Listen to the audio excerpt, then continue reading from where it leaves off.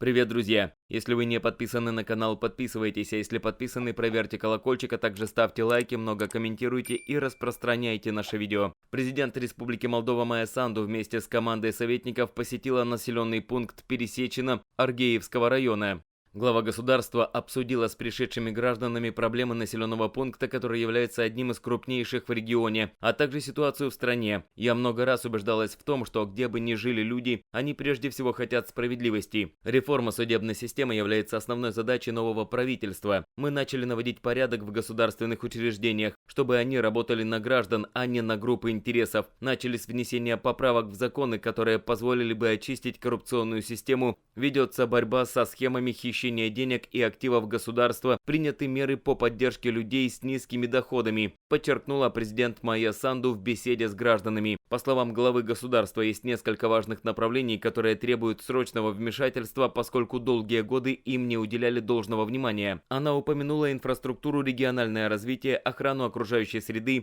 и расширение лесов, энергетическую безопасность и устойчивое сельское хозяйство, инвестиции в образование и здравоохранение. Майя Санду поблагодарила местных жителей за их предложения, которые помогут властям принимать более правильные решения для наших сообществ. Я была рада встретить в Пересечино активных и хорошо информированных граждан. Я также поблагодарила их за вакцинацию, которая была обязательным условием для посещения встречи. Мы живем в сложные времена. Жизнь и здоровье людей – наш приоритет номер один. И вакцинация сегодня единственное решение, которое защитит нас от новой волны пандемии, заключила президент. К слову, премьер Наталья Гаврилица в приветственном слове к главам государств подчеркнула, что встреча дает возможность обсудить сотрудничество в рамках СНГ, чтобы оно стало более эффективным и положительно отразилось на жизни людей. Последние 30 лет стали переходным периодом для представленных здесь государств. Республика Молдова не является исключением. Мы здесь, мы готовы говорить и открыты для конструктивного диалога, заявила глава молдавского Кабмина. СНГ открывает для нас возможность для торговых отношений. Рынки стран Содружества хорошо знакомы молдавским производителям и экспортерам. Мы готовы поставлять конкурентоспособную и качественную сельхозпродукцию и товары промышленного производства. У наших стран большой потенциал развития отношений, который до сих пор не был использован в полной мере, отметила премьер Гаврилица. Госпожа премьер подчеркнула, насколько важно устранить барьеры для свободной торговли в СНГ. Мы хотим видеть эту зону действительно свободной для торговли без ограничений, применяемых в последние годы к ряду ключевых групп молдавских товаров, которые являются основными для нашей страны. Тот факт, что в Молдове действует режим свободной торговли с ЕС, не является препятствием, наоборот, это положительный момент, в том числе с точки зрения открытия свободных производств, увеличения совместных инвестиций.